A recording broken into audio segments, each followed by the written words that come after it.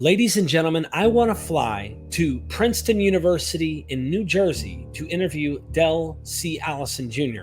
Professor Allison is a very deep mind, as you will see in this three-part series here we did remotely. I want to interview him in person, high definition, and make history.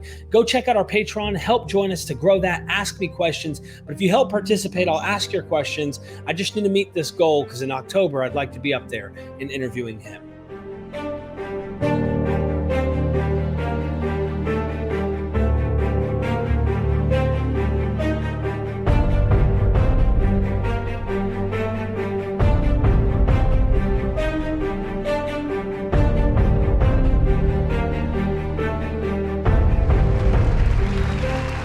We are MythVision. Ladies and gentlemen, I've been in an exploration for many years trying to understand, I call it this enigma of the New Testament. So many scholars with different expertise in various fields cannot even agree on many of the topics that we will possibly be touching on today. Was the tomb of Jesus just purely legend, or was there really a potential empty tomb? These are questions that apologists and skeptics alike come together and they challenge one another on. Well, Dr. Allison is an interesting, if I could say, writer on these topics, because you try to ride in the middle of these two camps and say, look, both sides have points. I want to be fair, but I'm not going to put too much weight on either side. And so with this introduction on the resurrection of Jesus, as understood in the New Testament, I would like to introduce Dr. Del Allison. Welcome to MythVision Podcast, sir.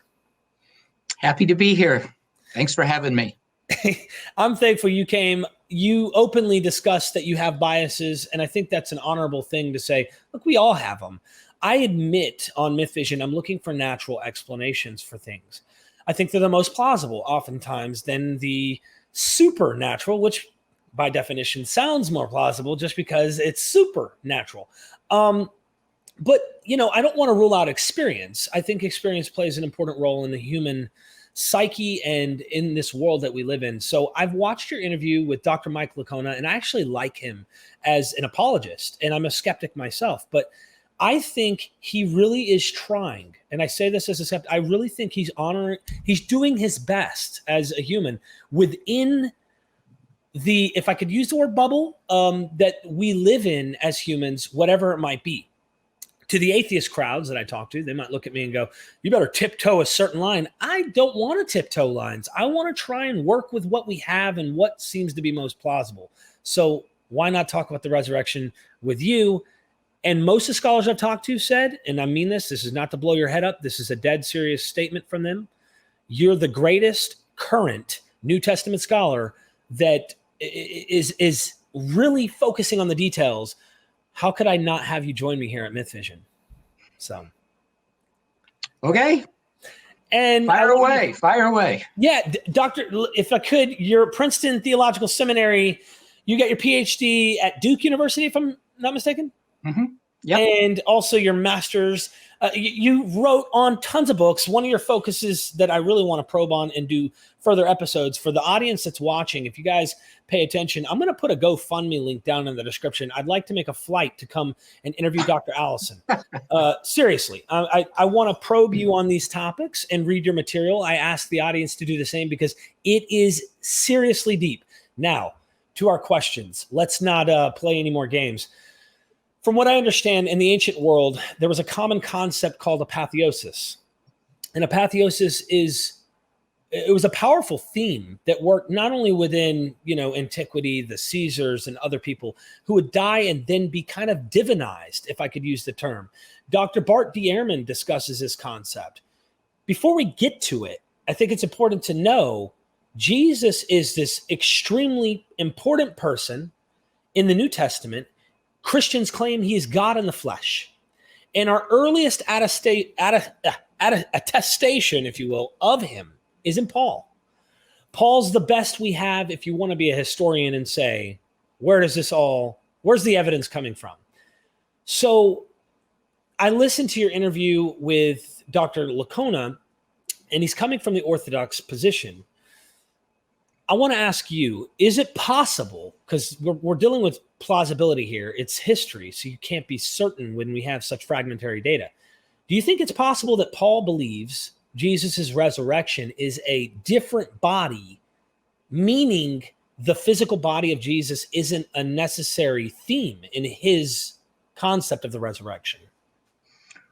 That's a really loaded question. All right. And it's very difficult to unfold. So, what a lot of people say is that Paul does not explicitly mention the empty tomb in 1 Corinthians 15. And then they will go on to say that the drift of the argument in 1 Corinthians 15 is on discontinuity between the present and the future.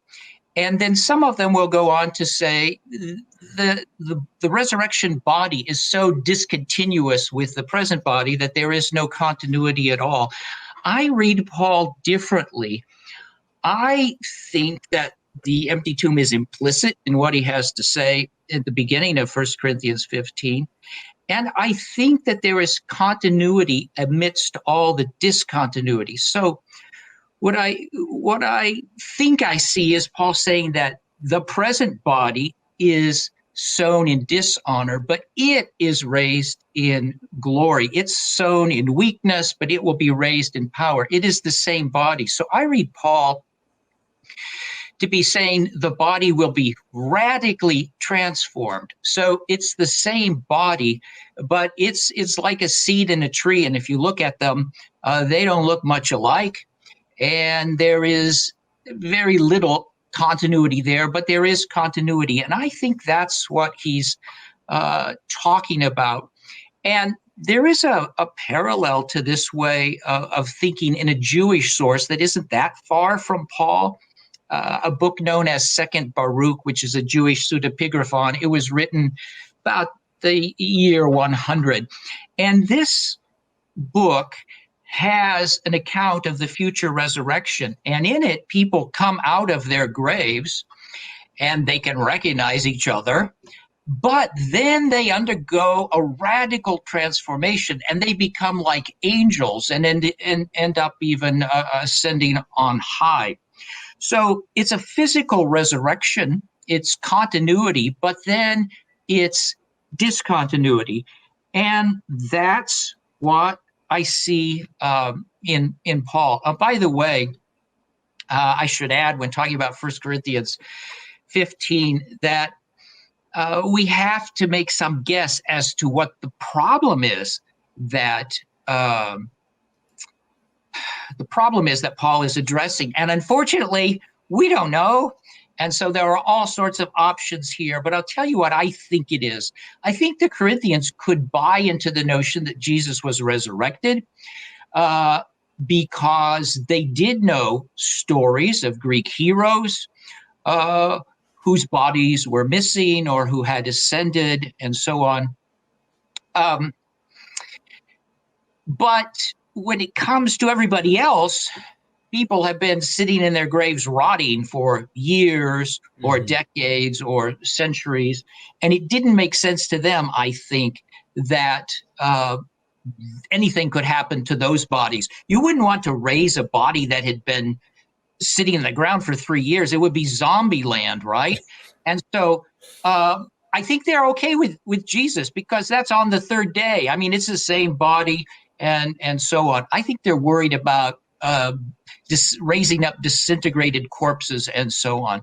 And so that's why Paul emphasizes the discontinuity and why he emphasizes the transformation, the radical transformation or transubstantiation, if you will, of the regular body. So yes, there is discontinuity, but I don't think that there is complete discontinuity. And by the way, if there is, I don't think there's anything like that in Judaism. Actually, if you compile the texts on resurrection written before Paul, you will find that they're very physical. They're about earth, and they're about dust, and they are about graves. That seems to have been the meaning of resurrection. And if you look at the rabbis later, you get really strange stuff. There's a story in the Babylonian Talmud where one of the rabbis say, the Lutz bone, or the bone at the bottom of your spine, can't destroy it. So even if everything else is destroyed, you can put it on the end, you can hammer it, it won't break, you can burn it, it won't burn up. So even if everything else is gone, that remains the same. So that's trying to maintain some physical continuity at all costs. And there's another passage in rabbinic sources, or another story in rabbinic sources, about what happens on the latter days.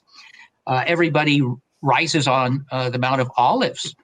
And how do they get there if they're buried elsewhere? Well, the bones roll through the ground.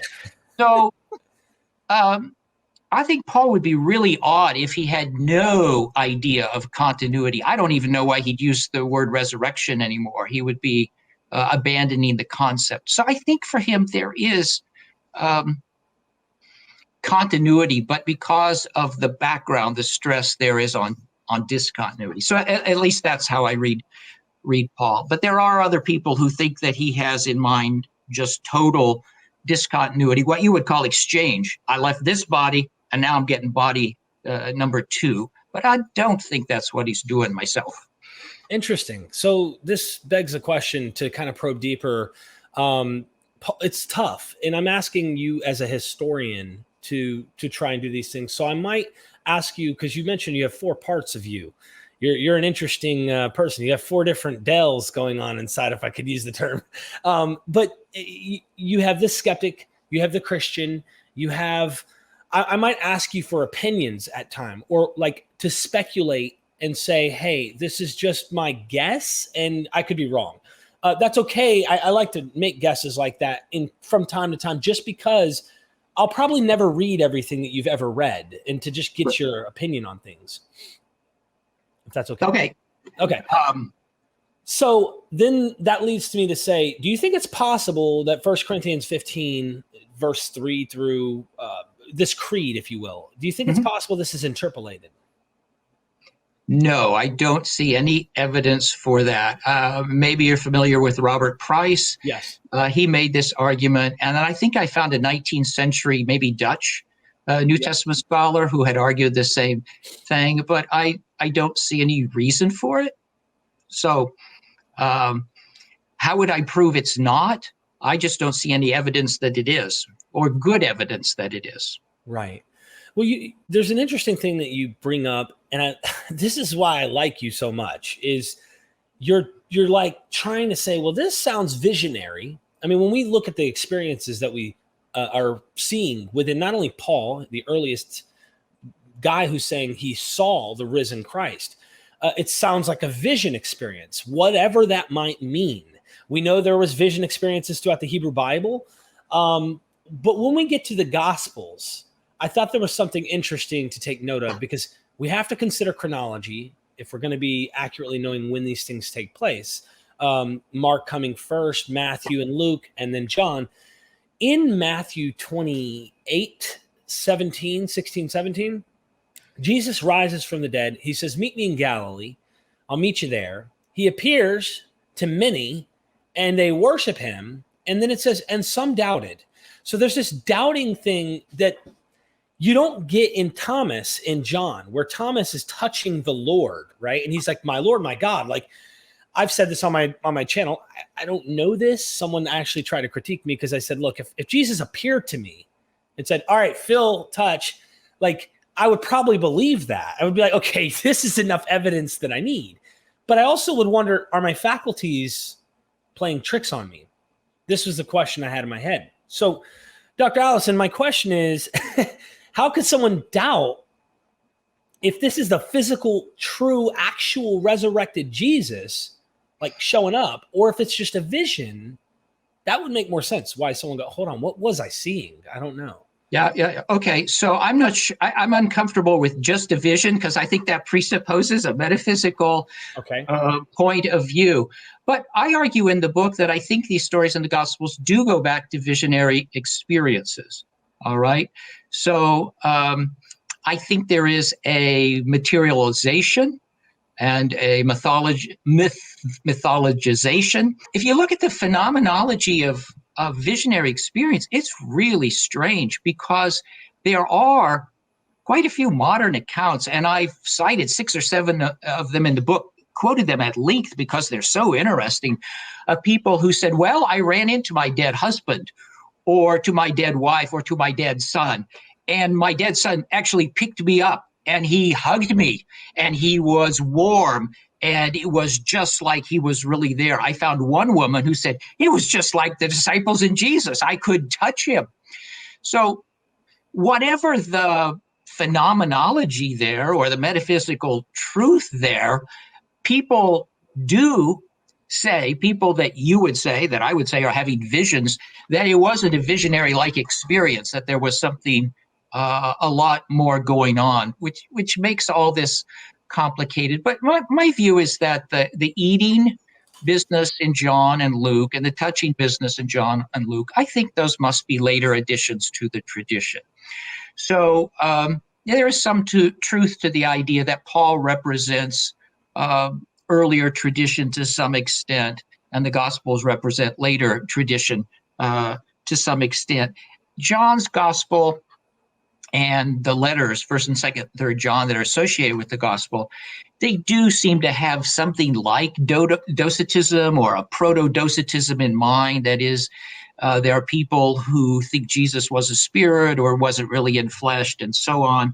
That might be one motive behind these stories of eating and touching. But there's also the more simpler explanation. There's probably some truth here too, maybe more truth, that one of the objections to stories of the post-resurrection of Jesus would be they saw a ghost, right? And so one way of getting around that would be coming up with a story where people touched him, because in popular lore, at least, as opposed to reality, in popular lore, people can't touch ghosts, right? And ghosts don't eat, and so on. Although, if I recall rightly, Elizabeth, what's her name? I'm trying to remember the woman who wrote on death and dying. Elizabeth Kubler-Ross. I don't know if you're familiar with that name. She was very famous in the 1970s. She had a visionary experience where she claimed as a dead person came and ate a sandwich. So, and by the way, I don't think she was nuts. So I don't know what was going on. But you know, once the parallels are drawn, I still think this stuff is later. But you have to add a qualification here.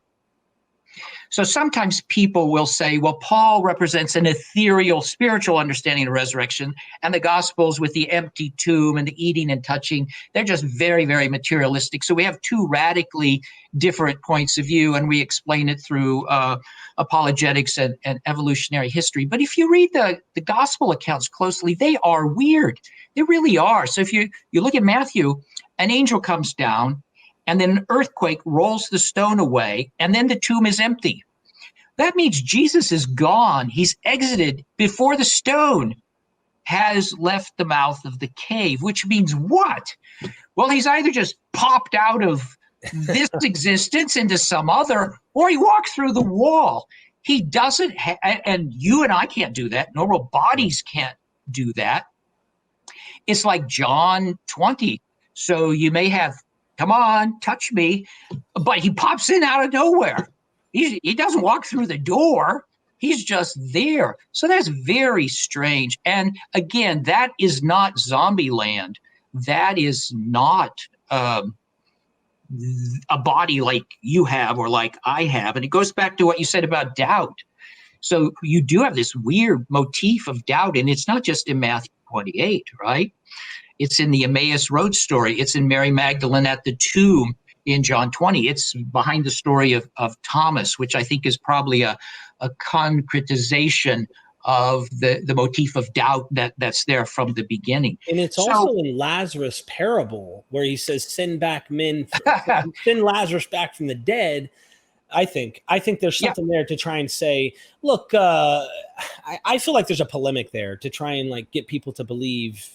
Oh, well, I wouldn't say, I would say apologetic. So I would say that the end of Luke's parable is probably influenced by the story of the risen Jesus. So I'm going to go along with that, right? I'll go with that. Anyway, my point is that Mary Magdalene sees Jesus and she doesn't know who he is. Now that's really strange. But the same thing in the story of the Emmaus Road. So this motif of doubt and not recognizing somebody, this also seems to point in a strange direction here. So I guess what I would say is, even though there's some truth to this contrast between Paul and the Gospels, you can overdraw it because the Gospels already have really strange stories which tell you this is not a normal body. Something's happened to it. By the way, I should add as a footnote to this discussion, sure, that I think we need to be real careful here, and New Testament scholars aren't, because when it comes to the resurrection, one of the things some people do is they say, well, this is in Paul, but it's not in the Gospels, and therefore it's late. So there's no Joseph of Arimathea, for example, in Paul in 1 Corinthians 15, but it's in the Gospel, so it must be a later invention, and so on. But the truth is, when it comes to almost everything in the Jesus tradition, Paul is always inferior. He doesn't say anything about Jesus being a healer. He doesn't say anything about Jesus being an exorcist. He doesn't say anything about Pontius Pilate. He doesn't say anything about Jesus uttering parables. That is, almost at every point, Paul is an inferior witness to what I take to be the historical Jesus than the Gospels are. So I'm really uneasy with sort of circling 1 Corinthians 15 and saying, well, this is the one place where Paul has everything and the Gospels are all wrong and late.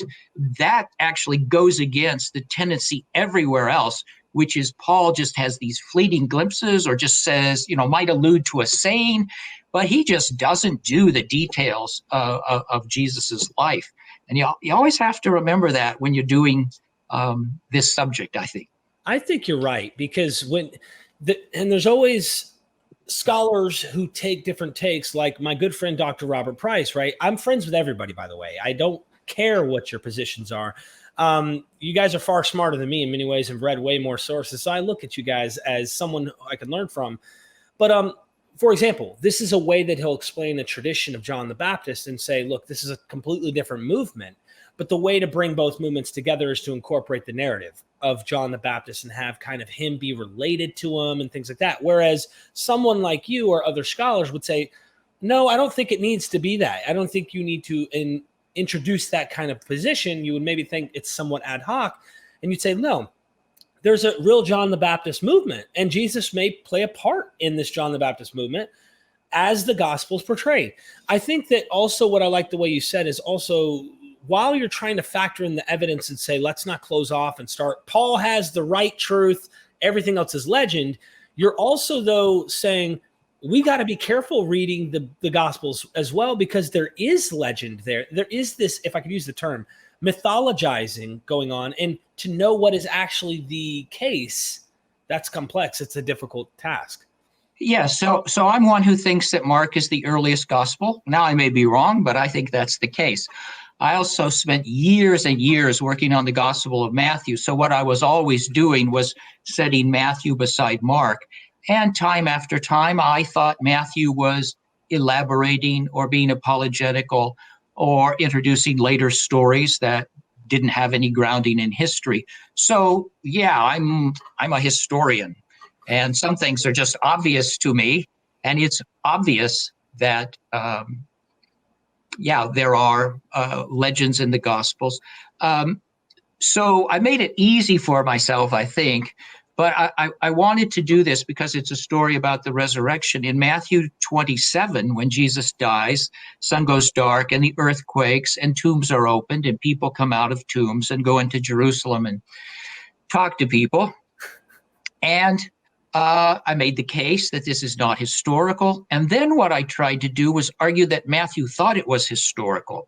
So actually, Mike Licona agrees with me this didn't happen. And many evangelical scholars admit this isn't very likely. This goes beyond the bounds of reason here. But But then they go on and say, but Matthew didn't intend it to be read literally anyway. It's theological dressing. It makes a theological statement and so on. I just don't see so. By the way, in making this argument, there isn't anybody in the history of the church who thinks this until modern times, and then it becomes convenient. So Mike and I disagree about this, but my point in the chapter was to say, look, we already in the New Testament itself have a passage that undoubtedly, or as close to that as you can get, is fiction, and it's about resurrection, and it's actually about empty tombs outside Jerusalem. So, yeah, you have to keep this in mind. And by the way, all this does is make everything more difficult, because it means you have to sift the sources. And what I'm always doing, and I'm in an odd place. A lot of people think I'm way too conservative. A lot of people think I'm way too liberal. When I approach a passage, what I'm usually asking is not, did this actually happen as it's presented here?